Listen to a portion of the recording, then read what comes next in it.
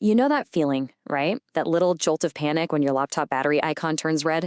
We've all been there. But what if I told you that pretty much everything you're doing to try and save it is actually making it die faster? Yeah, you heard me. It's true. The battery advice that we all grew up with is, well, totally obsolete now. And honestly, it's probably hurting your super expensive laptop. So let's go ahead and unplug from the myths and get plugged into the truth. So here's the deal. Your laptop's battery today is nothing, and I mean nothing, like the ones from 10, 15 years ago. We've made this huge leap from old nickel-based batteries to modern lithium-ion, and that means the rulebook has been completely thrown out. That old advice, the one about draining your battery all the way down, that was to fight something called a memory effect that doesn't even exist in these new batteries. Following that advice today is kind of like putting diesel in a gasoline car. It's just going to cause a whole lot of damage.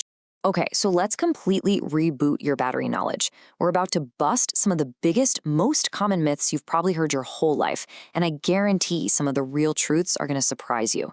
So get ready, because your laptop is seriously about to thank you for this. This is a really big one. I mean, it seems logical, right? Just keep it at 100% so you're always ready to grab it and go. But here's the thing. Holding a lithium-ion battery at a full charge is like making a muscle flex constantly, 24/7.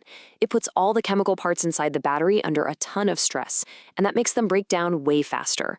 Sure, your laptop is smart, it stops charging once it hits 100%, but just sitting at that high voltage state, that's like a slow poison for its long-term health. This one. This is probably the single most harmful myth that's still floating around. Forcing your modern battery all the way down to 0%, it's like forcing an athlete to run a marathon with absolutely no food or water.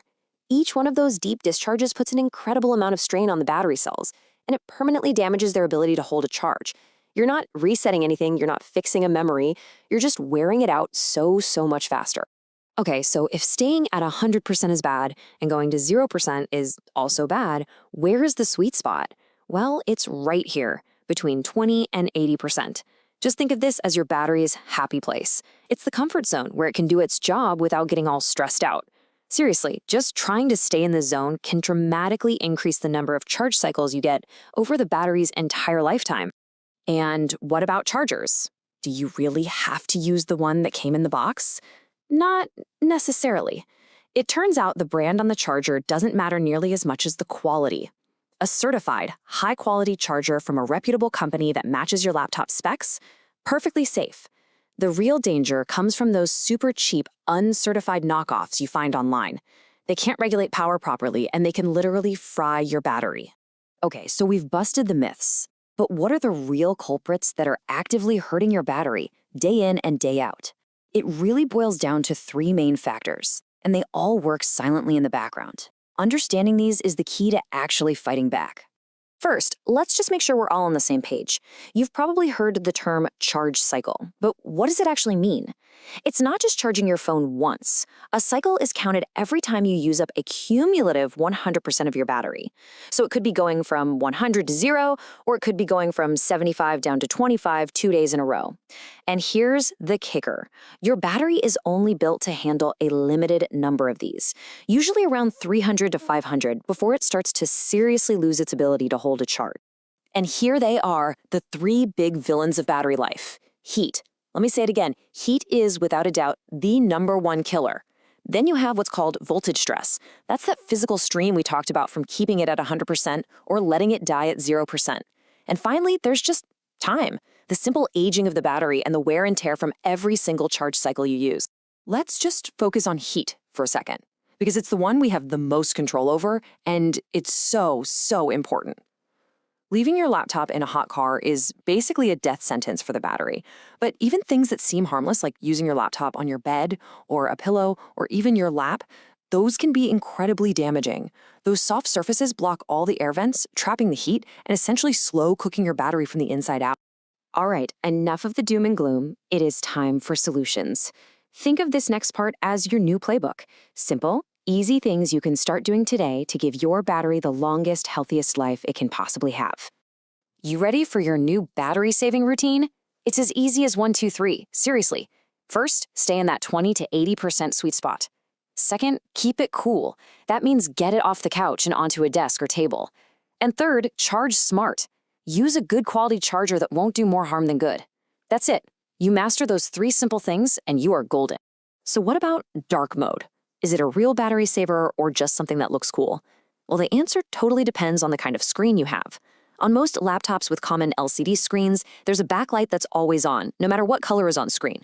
So dark mode does pretty much nothing for your battery. But if you have a newer OLED screen where every single pixel is its own tiny light, black pixels are literally turned off. On those devices, dark mode can be an absolute game changer for your battery life. Now, you might have also heard about calibrating your battery. This isn't some magic trick that brings your old battery back to life. A better way to think of it is like resetting the fuel gauge in your car. Over time, your laptop software can get a little confused about how much juice the battery actually has, which leads to those inaccurate percentage readings and, sudden shutdowns when it said you had 10% left. Calibration just gets the software and the battery back in sync. But, and this is important, don't overdo it.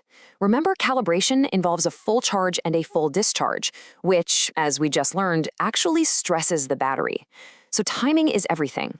A good rule of thumb is to do it once when your laptop is new to set a good baseline, and then maybe just once every few months after that to keep things accurate.